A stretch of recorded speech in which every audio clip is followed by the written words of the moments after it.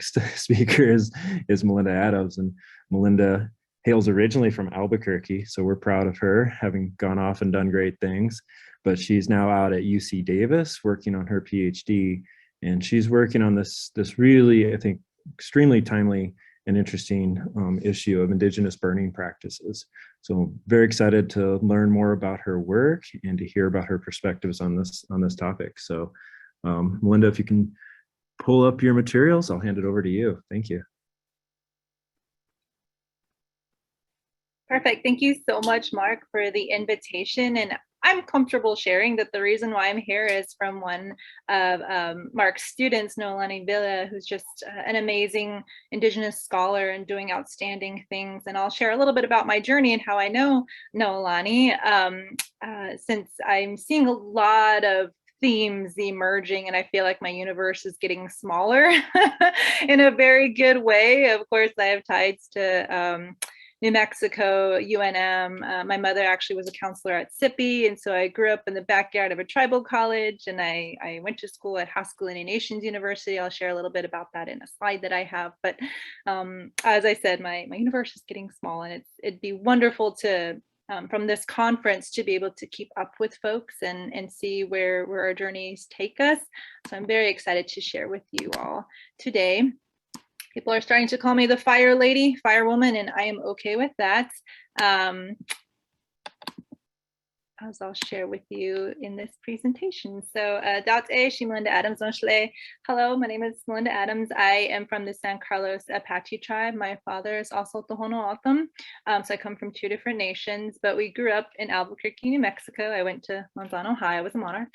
And so after that, my journey had taken me to tribal college, like I said, in Kansas. When Ronaldo was talking about the NEG college and coming from a tribal college, I too was able to receive my education through an Indigenous lens, performing ecological and environmental science research with, by, and for Indigenous peoples. So I'm so excited to see Indigenous scholars making it at Research One institutions and doing our best that we can to try to weave these disciplines together, because as this conference is telling us, we need these systems to complement one another to move forward in our paths of climate change and resiliency, which is the overall theme. So what I have for you today is storytelling through fire, the reclamation and social ecological importance of Indigenous cultural fire. And as Mark shared, it's timely, especially for us in the West, in particular on the West Coast, as we're starting to see more frequency and more intensity of wildfires. And so to push back against the effects that we're feeling, number one, from wildfires, and number two, from the effects of climate change, mixed with those catastrophic wildfires, we need more fire on the ground. And who better to lead these fire practices than Indigenous peoples who have held this knowledge and carried our Indigenous ways of knowing and being since time immemorial. Oh, I always do that, excuse me. Yeah, a little bit about my path. Ronaldo also mentioned she's a Sloan Scholar. I too was a Sloan Scholar at Purdue University, where I received my master's in environmental science and ecology. I specialized in plants and working with tallgrass prairie restoration, specifically through prescribed burns. So fire has led my path for a very long time now, and it's culminating in the Native American Studies Department, where I'm able to hone in on a lot of the ontologies and epistemologies that Ronaldo again spoke about, how it speaks to science and leads science in a way. So I just have some pictures to left as one of the classes that I had at Kanza Prairie in Kansas, which is one of the last remaining prairie remnant stands in the country, teaching about plants and their resiliency and how they need fire and how fire is a keystone species. And it has always been a part of our cosmologies, our prophecy stories, some of our origin stories, our creation stories. So fire very much plays a part in who we are as Indigenous and Native peoples. And we treat it as a relative. It's not this colonial construct of fear and bad and disassociative words, right? We treated fire as a relative. And Kyle White wrote a really nice paper on past the ecological tipping point and how we need to get back to those relations and being in good relations with our more than human kin, not treating them as commerce or as sources of income. I think Dr. Johnson had a really great presentation on what that means and how that's different from Western perspectives. And I too believe those same pedagogies, that we need to weld them together, mesh them together. And then, right, so how I know Mark's student Noelani was after I graduated from Haskell and got my master's degree, I went back to Haskell and served as a professor for 5 years and chair of the environmental science department there. And what's important to note is I wanted to create curriculum where we used our Indigenous ways of knowing and being surrounding this nexus of food sovereignty, security, quality and quantity, as well as energy, talking about renewable energy projects, especially in the face of climate change when we're trying to slow our dependence on non-renewable energy sources, and then water, quality, quantity, our main source of drinking water. So that was kind of the nexus that I led course curriculum and undergraduate research opportunities for our tribal college specific students. And it's amazing to see those themes being touched upon with both the resiliency colloquium that brings us here today, but also through the Indigenous Resilience Center at U of A, which everybody is so excited about to see come to fruition. So these issues have always been issues in our communities, and strategize our ways of integrating into Western science approaches. All right, so now let's talk about fire. As I'm sure you all in New Mexico and parts of the West are feeling the effects of debris or smoke inhalation, frequency, intensity, right? So we're all starting to see these issues that are emerging from California's catastrophic wildfire. So we had another record-breaking year this year, and it's actually turning into a fire season. If you've seen those like post-apocalyptic looking pictures at the San Francisco Bay, it's very much like that here in Davis, where I'm situated on Southern Wind Territory, about 15 miles west of Sacramento and about 40 miles east of San Francisco. So the orange haze that I used to teach about, I experience every August, and it's getting more amplified and it's becoming more prolific. So when we talk about land, quote, ownership, because as Indigenous peoples, we don't believe people own the land, but how it's managed. There's 33 million acres of the 104 million acres of landmass, vegetation that's fuel loads right now. And if we break it down, 57% of that is managed from the government, 40% private landowners, and 3% is quote, owned or managed by the state.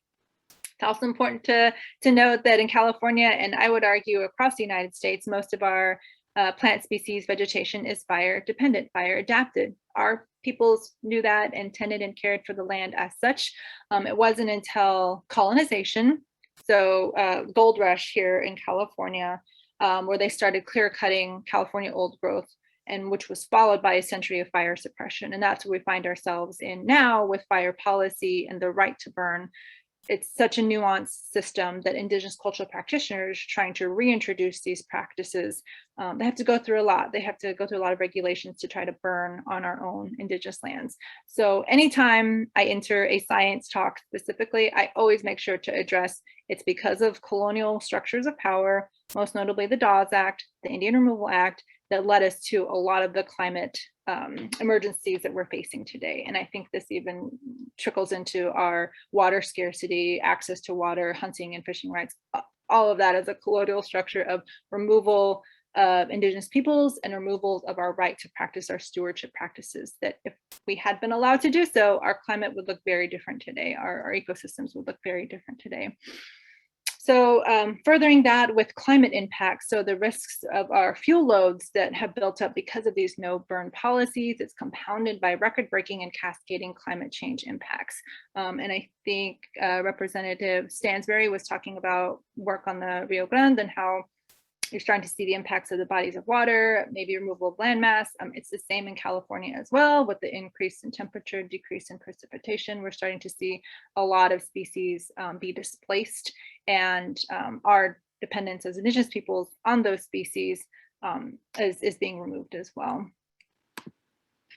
And then this is just a picture to show that what our no burn policy looks like, fire suppression, and the increased amount, frequency, and occurrence of wildfires.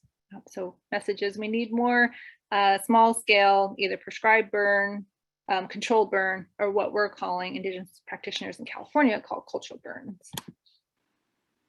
And again, speaking to Ronaldo's work, I approach in that I am a trained environmental scientist, so I know how to work with plants, I know how to work with soils and water, food systems, but grounding everything in what we call rooting, and routing through Native American studies, methodologies, and pedagogies, talking exactly what Nalda had said, our epistemologies, our exologies, our ways of being. My research in particular focuses on storytelling. So what are our cultural practitioners sharing with us that is told in through our stories of how to move with fire, how to put together a burn plan based on Indigenous ways of knowing and being. So I think it's just fascinating the stories that they've been handed down from their ancestors and their relatives, and how it perfectly matches what we need to do in getting more fire to the ground. One of the practitioners that I work with in particular, his name is Dr. Frank Lake, and he has the two-eyed seeing in that he is a U.S. forest restoration ecologist, but he's also a tribal member and a practitioner, a cultural bearer. So he moves with that braided together sets of knowledges. And he tells us that cultural fires are small area fires conducted using traditional ecological knowledge. These low temperature burns not only improve the ecosystem, they also provide social cultural medicine, which strengthens the intergenerational bonds between tribal members.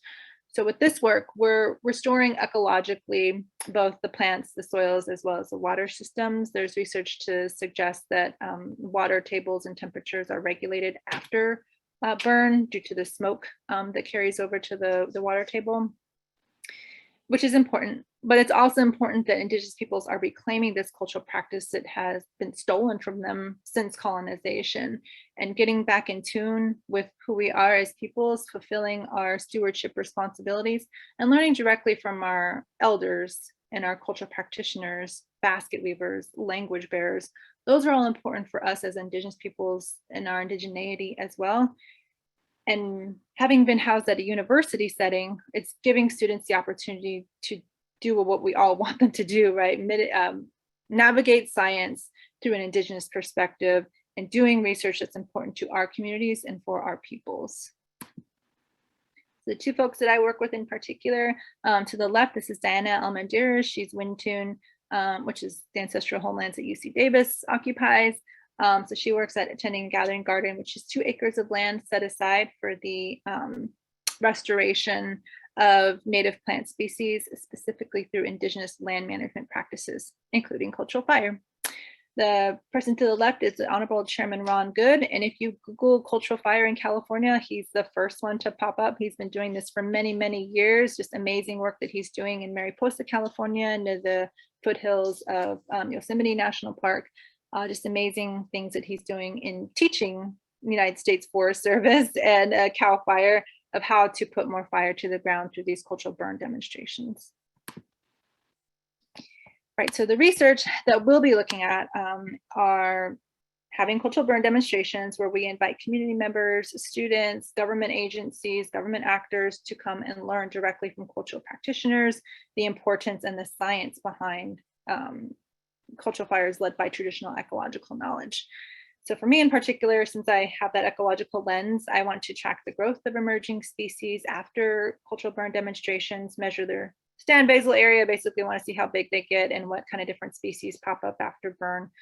Because chemically, the chemical shift after burns, it's supposed to favor native species because it's shifting our carbon to nitrogen ratio. Weeds and invasive species, they love nitrogen, but native species, they tend to have developed more in carbon-based soil properties. And so I wanna see that, what it looks like. Also getting some baseline information of soil nutrients to see what we need to add or where we need to burn to be able to give those native species and culturally significant species an upper hand in competitive strategies. So super interested in that. Participant observation. So there's some qualitative research that I'm interested in as well. Storytelling as methodologies. So we're working with elders and tribal members who have seen these shifts in climate because they're the original peoples of this land and they're at where their peoples have been for thousands of years. And so learning those climate observations through storytelling is important to support this research. And it's important to build an academic pathway for our Native students who are natural scientists, they're adherent scientists, but being able to see science, Native science in real time, I think is important as well.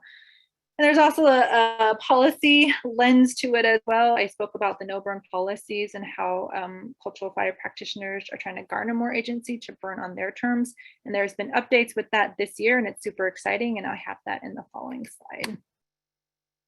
Oh, there it is. Okay, so the two most exciting things, because I know we're getting short on time, is SB 332. This just made it to Governor Gavin Newsom's desk. It focuses on lowering higher liability standards for cultural burn operations, which always hasn't been. And so there's more of an incentive for Native folks, cultural practitioners, to begin cultural burn demonstrations or to push them forward. The other exciting assembly bill is AB 642. For the first time, puts a definition behind what a cultural fire practitioner is and puts it to the same scale as a certified burn boss. So now there's more of a leveraging power for cultural practitioners to be able to demonstrate on their ancestral homelands without as much legality and red tape as going through and working with CAL FIRE and the United States Forest Service to create a burn plan. So this was huge. A lot of the folks that I work with throughout California had a good reason to celebrate, because now, like I said, there won't be as much pushback when they're trying to conduct these cultural burn demonstrations. In the very tip of Northern California, on the border of Oregon, the Yurok tribe and the Karuk tribe are taking leadership and training exchanges. So it's super exciting to see them in their yellows and greens putting fire to the ground, and also training for service and CAL FIRE and how to go about doing so. So it's an exciting time for tribal leadership and Indigenous peoples reclaiming those cultural fire practices. And then I would argue that UC Davis is leading the way, at least in California, in making the classroom an opportunity for students to learn from our tribal elders, our practitioners, our cultural bearers, through our class, Keepers of the Flame, which is offered every winter. So I like to think it's a fire hub. And this work, I cannot go without acknowledging, it's part of the Southwest Climate Adaptation Science Center, which I believe is working in partnership with the Indigenous Resilience Center there at the University of Arizona. So a lot of exciting things happening and pushing forward in academia in terms of cultural fire. Oh, sorry, and that was just a picture of before and after burns, like that little gradient that you see. So this is about 2 weeks post-burn, and you can already see how lush and green and alive things are just from 2 weeks after a cultural burn demonstration. Exciting to see life. And then just, I'll leave this up here for a little bit, just our students' reaction when they go out for a burn demonstration and learning directly from our elders and practitioners. I was excited when I was re-looking at this. I was like, oh, it talks about resilience and Native peoples and kind of changing the way that we think about fire. And of course, land return. So all of our students were like, well, yeah, if y'all have been stewarding this for thousands of years, it only makes sense to return land. I think this idea scares a lot of people who may not know exactly what land back entails, but we're not coming for everything, right? We just want an entry point to demonstrate, thousands of years of ecological and cultural knowledge that could change the way that the environment looks, giving it back to original caretakers. So we're not coming for houses. We want to come after federal land that should be allocated to Indigenous tribes through treaty rights or land allotments. So that's how I've been taught what people mean when they say land back. We don't want to kick people out of houses. But nonetheless, having students learn the ideas of what that means and why it's important has been a big part of my academic journey at a research institution that doesn't always have high numbers of Indigenous and Native American students. All right, so there's some references, and this is just a handful that's coming out right now. We also have, and I'm happy to share with Mark and the team, our Keepers of the Flame report that we give to the Southwest Climate Adaptation Science Center that talks all about how we go about researching and collaborating with Indigenous cultural practitioners, because research ethics is a big thing within our Native communities as well, going about it in a right way with a good mind and a good heart, right? So we write about that, and then we also track how our plant species are doing, our soil profile is doing, and then suggestions for climate change overall and how more fires on the ground in this way will help us mitigate the effects of climate change. So Ashant, thank you. That's my email contact information in the top and my profile that's on the UC Davis website. I do have a couple slides if people ask the questions that are on the slides that I can share once we get there. But yeah, thank you. Wonderful. Thank you, Melinda. That was incredible. And now we all have to get creative with our questions so we can try to uncover those hidden slides, because I just can't really want to know what's behind what's next. No, really great talk. I've got looks like there's already some questions popping up, but I'll kick it off again. That's what happens when you put the agenda together. You get to ask the first question. And mine's actually, I don't know, it's maybe too open-ended, so I'll just take a quick response and then maybe we can follow up on it. But to the land back perspective, and yeah, Western people freak out when they think their property might be taken. So that's a really, but thank you for explaining it. And I've been involved somewhat tangentially, but trying to give advice for an example of a land back project where it was actually a local school here. A tribal school has been gifted some land. The challenge is that the land has been degraded for all the reasons that you just described in terms of its land use history. So on the one hand, it seems really remarkable to have this opportunity. On the other hand, it's a very daunting task now for an organization with limited resources to develop stewardship plans and to try and reintroduce some of the practices that you've been talking about. Do you have any advice or just even starting points that you think would be a good place for when that type of circumstance happens, when land back actually does happen, but surprise, we screwed it up for 200 years, now you can have it back? Right, there's thank you for thinking of that question and asking. So I'm in California, where they just had an island return from the Weant tribe that's in more northern California, and of course it had been degraded with environmental contaminants and pollutants, and people were happy to get it back, but had understood a lot of the work that needs to go into preventing it or reestablishing it. So the way that I try to go about the best that I can, since I am a guest on others' ancestral homelands, is to do the best that I can to consult with local Indigenous peoples and community members and leaders.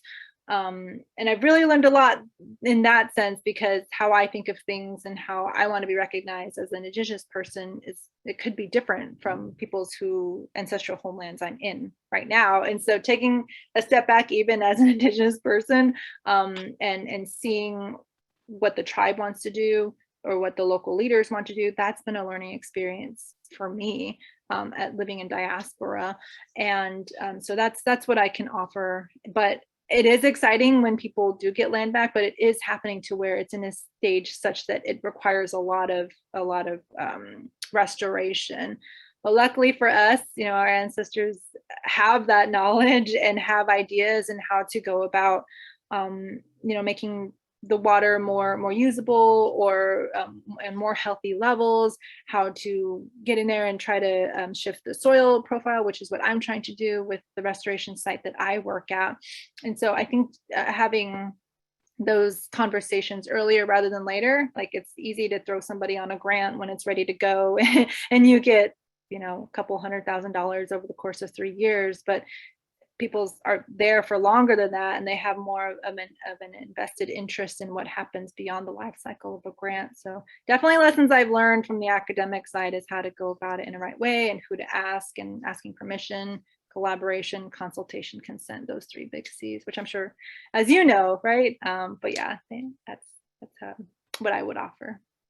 Wonderful. That's excellent advice on how to move forward. If you don't mind, I'll reach out to you. Of course, yeah. That's what we're here for. Yeah. Wonderful. I see that Jared has his hand up. Jared, do you want to go ahead? Sure. Hi. So I'm from Chochenyo territory, although now I'm in Albuquerque. And so I've seen that there's a lot of different practitioners all throughout what we call California. And I'm wondering if you know of whether people are collaborating on some of these issues and sharing knowledge. I also know that some practitioners are just totally inundated with requests related to the firework. And yeah, I'm just wondering kind of about what you see as the opportunities for collaboration and how that's going. Thank you so much for your question. And yes, there's a handful of practitioners. Like I said, if you Google them, they're the first ones that come up. They're the first one that's being pulled into like NPR interviews, or the Smithsonian was just out with us burning, and they were like totally blocking everything, trying to get good shots and interview. And we're like, we have community elders that would like to learn this as well. So it's tricky because they see it too, the practitioners, and who is taking up space.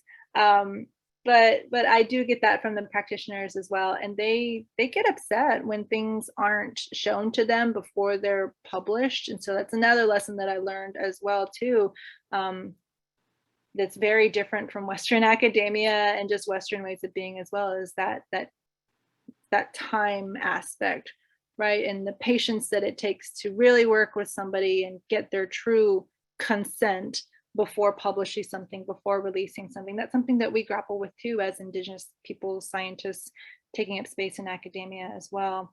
But yes, I see that with the handful of practitioners that I work with, and they try to be intentional in inviting community members, having an invitation, like you can't come unless you have an invitation, and making sure to be cognizant that you're inviting the right people, that it's going to be done in a good way, because there's a spiritual approach to this as well, that's different. And that was one of my slides, Mark. How is this different from a prescribed burn or a controlled burn? Well, it's different because the goals aren't the same. For prescribed burns and controlled burns, the goal is always acreage. Like, how many acres can we burn in this amount of time before we leave? And one of my practitioners, Ron Good, he's like, yeah, those forestry people in Cal Fire, they burn and then they leave. But we burn and we actually steward the land. Like, we prepare for it beforehand. We have ceremony, we sing, we share songs, we share conversation. Then there's the burn day, which is great, but that's not the main thing. The main thing is what happens after: the land keeping, the raking over, the replanting, checking up on it every few weeks, right? That's where the work is, and that's what differentiates, which is the number one question that I get: how it's different than prescribed burn and controlled burns. That's how it's different. The goals are different. And then the land keeping and the land care afterwards and community, that's different as well. And many times this is being done to restore culturally significant plants. Like, yes, it's being done to reduce the fuel load and the dead leaf litter that's on the top part of the soil profile, but it's mainly done to try to regenerate species needed for basketry materials, for food, traditional food sources. So that's the other difference between what's happening. So back to your question, Jared, having those goals and those reasons for burning in the first place in mind, yeah, they're getting inundated. And so what they try to do is, we have these cross-cultural exchanges. So we invite Yurok people to Putwin territory to learn what's different, the species, how they go about moving to the land with the fire, the different ecotones. So it's really exciting to see that type of demonstration, and maybe lowering the invitation from folks that aren't tribal members or that aren't students, right? So I think that helps with the large amount of requests that they're starting to get. But yeah, exciting things happening in terms of other tribes learning from tribes, and building resiliency in that sense. So thank you for your question. Wonderful. Thank you so much, Melinda.